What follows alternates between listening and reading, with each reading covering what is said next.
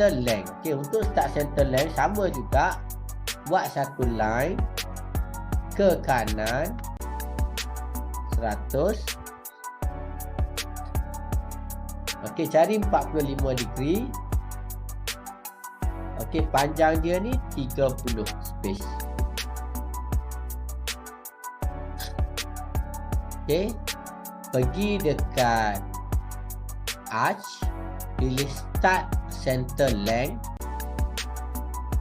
Okey, klik first point, second point dan third point kat sini. Okey, bermaksud start center length ni jarak daripada, okey, yang ni boleh guna align kalau nak ukur dia. Jarak daripada bucu ni, first point tadi ke hujung ni adalah sama dengan jarak daripada bucu ni ke bawah. Cuba tengok amount dia 123.06. Yang ni 123.06. Itu bermaksud start center length.